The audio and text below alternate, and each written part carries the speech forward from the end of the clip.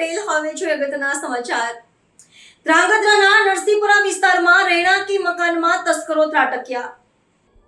સુરેન્દ્રનગર જિલ્લાના ધ્રાંગધ્રામાં છેલ્લા ઘણા સમયથી અવારનવાર ચોરીની ઘટનાઓમાં વધારો જોવા મળ્યો છે। ત્યારે ગત રાત્રિના સમયે મળતી માહિતી મુજબ ધ્રાંગધ્રા શહેરના કુંભારિયાની વાડી નરસિંહપુરા વિસ્તારમાં આવેલ ભવાનભાઈ ઘનશ્યામભાઈ લકુમના ઘરે રાત્રિના સમયે તસ્કરો ત્રાટક્યા હતા।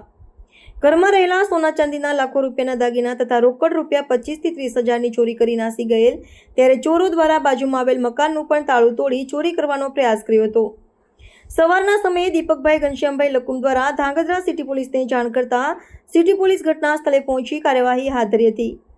દીપકભાઈ લકુમ દ્વારા માહિતી મુજબ તેમના ઘરમાંથી ચોરો દ્વારા હાર, ચેન, વીંટી, બુટ્ટી, સાંકડા, લકી, કડિયા, કાનની સર, કંદોરા, નાકના દાણા, ઓમ સહિત સોના ચાંદીના દાગીના જેવી કિંમત લાખો રૂપિયા થાય છે। ઉપરાંત રોકડ રકમ 25,000 થી 30,000ની ચોરી થયાનું જાણવા મળ્યું હતું। હાલ તો આજુબાજુના રહીશો સહિત તમામ લોકોની માંગ છે કે આવા નઠારા ચોરોને તાત્કાલિક પકડી કાયદાકીય કાર્યવાહી કરે છે। બેન, શું તમારું નામ? રતનબેન, શું થયું હતું આપના ઘરે? અમારા ઘરમાં ચોરી થઈ છે। અમને ખબર નહોતી ને પડખાના ઘરમાં તોડીને બધું લઈ આવ્યા છે। વિનંતી સાહેબને કહીશી પોલીસ છે કે અમારું જાણ કરીને પાછું વાર આપેલ દેજો। મારું નામ દીપક ઘનશ્યામભાઈ લકુમ છે। અમે ધ્રાંગધ્રામાં કુંભારિયાની વાડી નરસિંહપુરા નર્મદા કોટા પાસે રહીએ છીએ। અમારે ગત રાત્રે ચોરીનો બનાવ બનેલ છે, જે અમે તાત્કાલિક પોલીસને કાર્યવાહી કરી 5 વાગે પોલીસે આવી પછી અમારા ઘરમાં ગુમ થયેલ છે વસ્તુ તે અમે હાથ ધરી કે તેમાં કઈ ગુમ થયેલી વસ્તુ છે।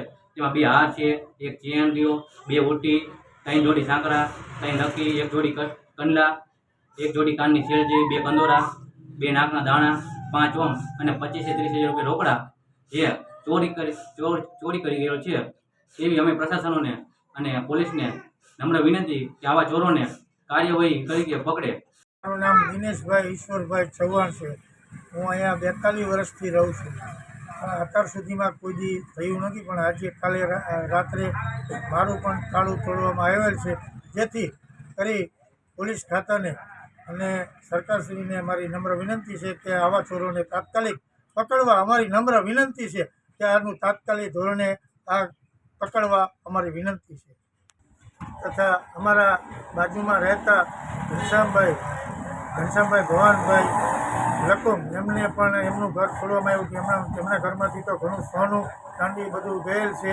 જેથી કરી સરકારશ્રીને વિનંતી અમારી તો પ્રશાસનને વિનંતી કે એમનું પણ પરત કરવામાં આવે ને આ લોકોની સામે કડક પગલાં લેવામાં આવે, જેથી કરી એમને પરત મળે, વસ્તુ જે ગઈ છે તે પણ પરત મળવામાં આવે। જેથી કરી અમારી નમ્ર વિનંતી છે, આડોશી પાડોશી અમારા બધા લોકોની વિનંતી છે કે આવા માણસોને પકડી અને આવા તત્વોને પકડીને એને સજા કરે અને જેથી કરી આમનું વસ્તુ જે ગઈ છે તે પણ પાછી મળે।